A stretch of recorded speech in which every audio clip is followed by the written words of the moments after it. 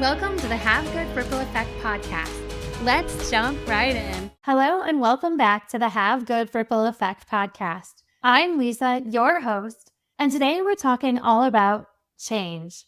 Now, I don't know about you, but sometimes change feels like a lot. It's heavy and it's unpredictable, and there are so many moments where you feel like the only constant thing in the world is truly change. I don't know if you feel like that, but I do as a business owner and someone who works with teams and speaks in front of groups. Folks are constantly talking about change overload. And today I wanted to talk about change, but specifically through the lens of an event that I host, because I think that there's a beauty and also a little bit of an art to managing change. And I know specifically for me, I have had to really kind of pivot in the last couple of years as I planned and created this event. And so I'm going to share the story with you in hopes that it gives you some ideas for maybe how you approach change in your life. All right, let's dive in. Now, I created an event called Rising Tides Connection Conferences. If you've never been to one, they're pretty fabulous. And it was really born out of the idea of it was really born out of probably a little bit of, okay, how do I make it work? So I started my business right before the pandemic. You heard a little bit about that in a previous episode.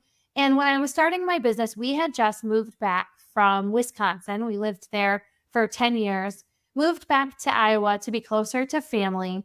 And as anyone who's starting a new business would probably think to do, I was like, okay, I need to get out and meet people. Well, just a few months after that, the world shut down. And so I was left with this like underwhelming feeling of like, oh no, I am supposed to be selling my services like keynote speaking and training and development, but you can't leave your house. And I quickly realized, well, if I'm going to continue to meet people and at least, keep this train running until the world figures out, okay, what in the world are we doing here? I figured out that I was like, I need to meet people. So I decided to be on a mission to connect with 1 million people. And I just picked a huge number thinking if I head that direction, there's probably going to be some amazing experiences and stories and probably some fun along the way. So that's what I did. And I sent a message out to a few friends and said, hey, I would love to talk to people about leadership and culture, communication, all this stuff that I was hoping to do some training and speaking on. Who do you know? And so 10 people sent me 10 people who sent me 10 people. And before I knew it, I had a Excel spreadsheet of a couple hundred people who were interested and willing. I think partially because it was COVID, right? We were all sitting at home wondering what the world was going to do. And this gave them a little bit of like I'll talk about that for a few. So I did these 30-minute meetings. And after about 250 of them, no joke, I said to a friend, gosh, when the world gets back to normal, I would love to put these people in a room. Like, I just want to create a space and a place for us to swap ideas, to learn together, and to grow. And the world, as we know it, it shifted, right? After 6 or 8 months, we were able to go to in-person events, even though they were small, and then bigger and bigger, and so on. And so I decided to host what I called my first Rising Tide Connection Conference. Now, Rising Tides, for me, the reason why I chose that is it had everything to do with my other tagline, which is have good ripple effect. And the idea that if you are having good ripple effect, you're probably elevating others in some way. Therefore, rising tides lift all boats. And that's really where the idea came from, is that if I created a space and a place for people to come together, learn, connect, and grow, I just had this feeling that amazing things would happen. Now, spoiler alert, spoiler alert, I have had 8 of these events so far, and they have kind of grown and grown and grown. Now, I sound really confident, like it was so amazing and we got it all right.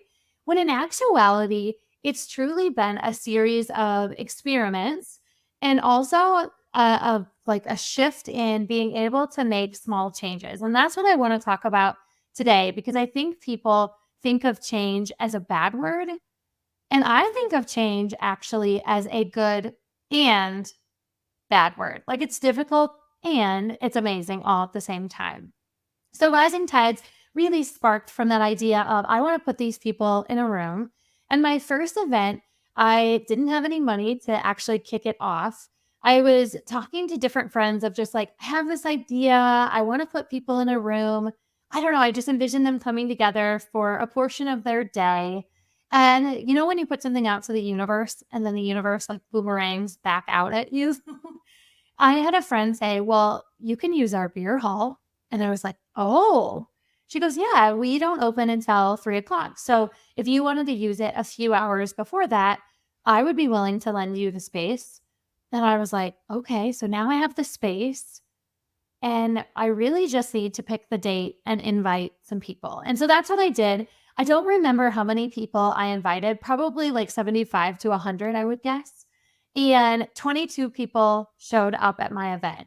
Now, you might be thinking, oh, well, 22 people isn't very many. And to be honest, it really wasn't. But here's what it did it allowed me to play.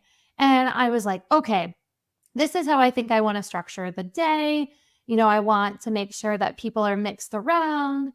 We also made sure that we had a photographer because I was like, okay, well, I want to get some good pictures of this day.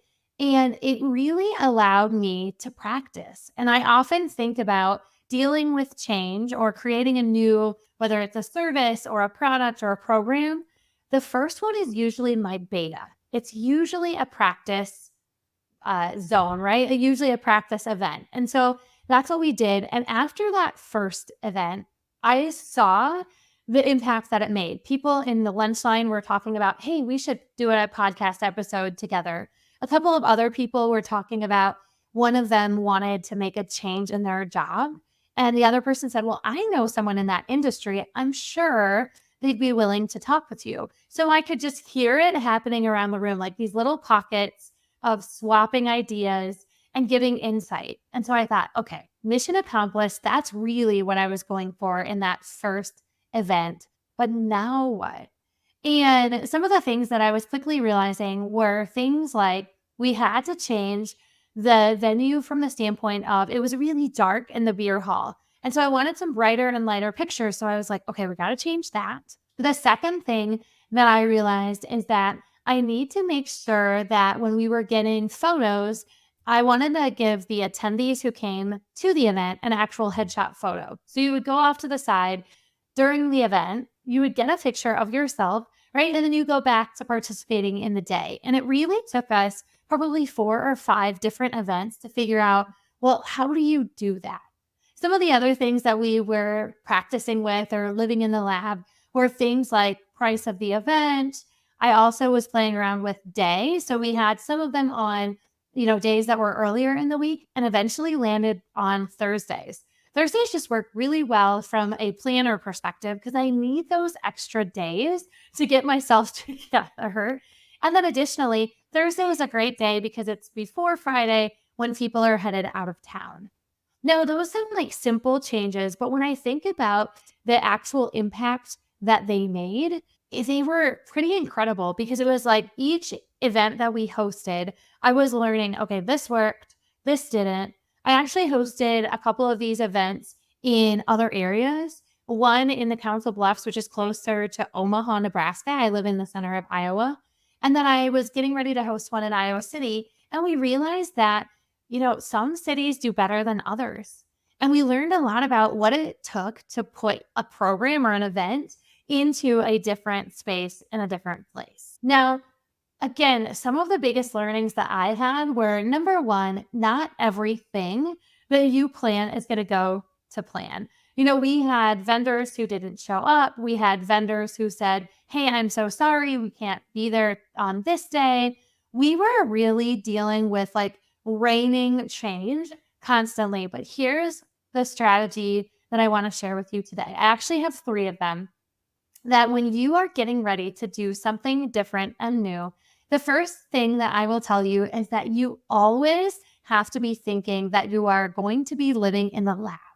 If you listen to the previous episode, I talk about setting up a small experiment, right? Like a scientist with goggles and a beaker, setting up an experiment that you might be okay if it blows up, right? Like if it doesn't work, that you're not significantly, impacted by it. And that for me allows me to be more risky when it comes to like some of my ideas. And I don't necessarily mean risky in the sense that there's big risk. It's more just like if I want to get a little bit creative, I can.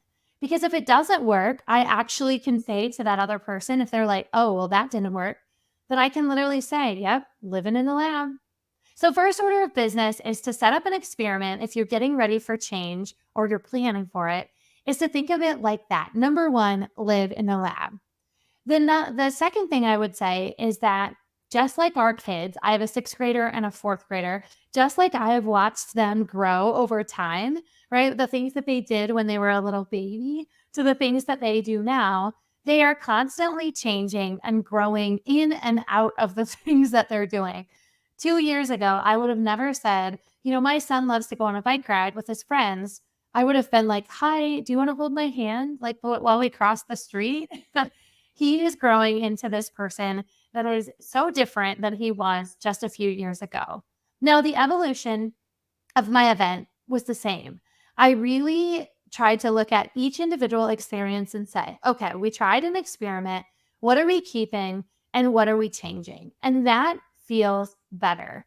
Now, my last Rising Tides event, I actually announced that we're going to be launching Rising Tides 2.0, which is actually going to be a completely differently designed experience, right? I want to set up the day a little bit differently because I know as there's competition hitting the market, right? People start to be like, ooh, we should host a connection event. Additionally, as people say, okay, well, I've been to that. What else do you have? Right? I'm going to have to grow this idea. I'm going to have to grow it up and really start to think about what does it look like in the future. Now, if you have any ideas that you want to send my way, please do so. Currently, the way that it's structured is we do some speed networking in the morning. We do some TED Talks in the middle of the day because I want you to be able to hear from other people. And then in the afternoon, we do think tanks. And those are really designed to give you 2 or 3 minutes to share an idea.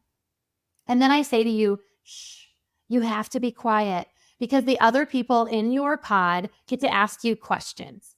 Oftentimes when we share an idea, we almost overshare and then we talk ourselves in and out of the idea. These think tanks are really designed for other people to ask you questions, to give you some insight of like, have you ever thought about this? Have you ever tried that? Which is really going to launch your ideas forward. So that's how the day is structured currently. Now, the things, because I can't leave this without saying, well, we've had some things that didn't work. I have had some speakers that were like, they didn't really resonate with the audience. I've had topics that people brought up in the think tanks that they were really not business focused, right? I was like, oh, I really have to do a better job of explaining. And so the last thing I'll tell you is that if you are getting ready to go through change, be ready to go through it, not around it. The things that I look at and I think, gosh, why didn't I do that sooner? Those are often the things that I was hesitant about. Now, I don't know if that inspires you to be a little bit more brave about maybe an idea that you have or even getting ready for a change that you are going to make. But for me, sometimes just hearing someone else say, it's not perfect, it's okay, it's really valuable. I've had people that I look up to that I've gotten to meet and I think, oh, you're human too. So my advice to you as you go through change is truly not be afraid of it. Get out there and do it. Now, in future episodes, we'll talk about additional changes that I've made in my business and things that I've really had to pivot, especially from a revenue side of the house. But for today, I just want you to get you thinking about the changes that you're either getting ready to have or they're on the horizon. Be brave. Get out there and live in the lab. Thanks for listening. Visit lisaeden.com to learn about events and grab a copy of my book, Joy is My Job.